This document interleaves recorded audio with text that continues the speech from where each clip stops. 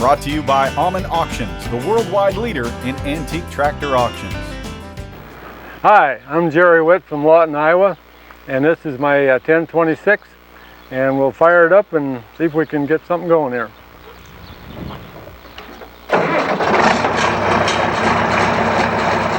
Jerry Witt and this machine share a long history. For more than 3 decades, this was his pride and true workhorse.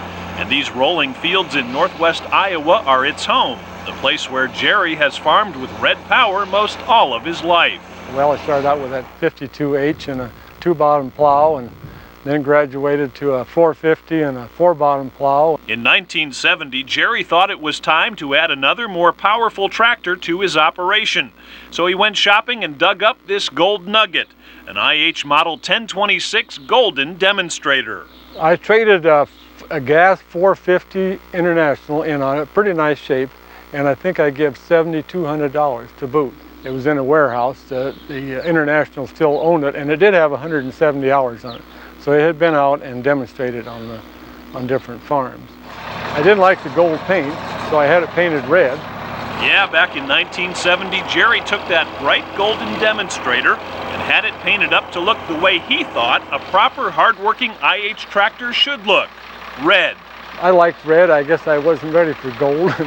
Jerry wasn't ready for gold for a long time. He kept the 1026 Hydro red for all the years he worked this tractor, until one day he saw something that changed his mind. Well, when I first seen this toy in the implement store, well, it reminded me of what the tractor looked like when it was original, and I thought, gee, I thought that looked pretty sharp. So by golly, I think I'll put it back to original. Jerry made a color match with some of the original gold paint that still remained under the air cleaner, and next thing you know, the 1026 was back to its golden glory. Now at tractor shows and parades, the results do draw people's attention. They like the gold paint, and well, it's just, you know, some of them can remember them, some of them can't, and it seems like it kind of catches the younger generation's eye more so than the older generation, because well, they like something kind of flashy, and then it does go down the road. It'll go over 20 miles an hour on the road, and it's just pretty flashy. Flashy or not, back in 1970, the big attraction for Jerry was how easy it was to work with this tractor and its unique hydrostatic transmission, an IH innovation that virtually eliminated the need for any clutch work. The transmission, that's what's out of this world. And the reason I bought it, I think I told you, was I had a kind of a bum leg, and I was looking for something to relieve all that clutch work on my left leg, and that sure did do it. And to me, that was the biggest feature I could see. This 1026 Hydro also features a 2-point hitch, full hydraulics, and live power takeoff. Sweet as it looks now, you'd never guess Jerry worked this machine hard, putting more than 9,000 hours on the 6-cylinder engine. I've never done a lot of field work with it. It's not probably the greatest tractor to pull a heavy load in the field.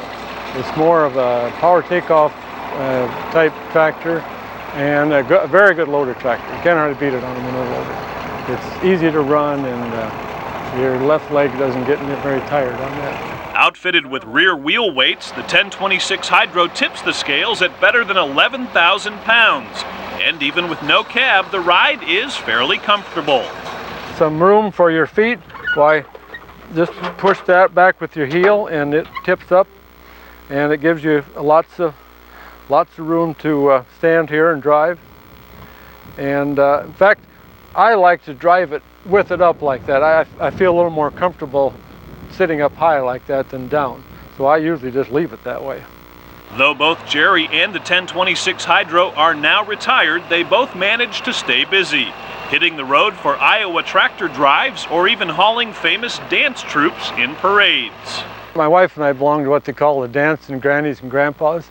So I have a flat rack that we fixed up, and we pull a flat rack with the dancing grannies on it in the parade. So that's about the extent of what it gets to do. And I drive it out and look at the crops once in a while. Jerry Witt started farming these hills back in 1956.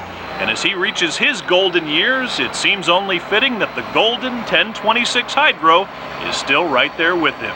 Yeah, I think that's probably part of the glory of it, to have owned it, you know, and remember when it was, well, I guess when it was new, and all the things that we've done with it and happened to it. And when you get behind the wheel of it, you feel pretty proud to be up there. I guess after all these years, I guess I struck gold.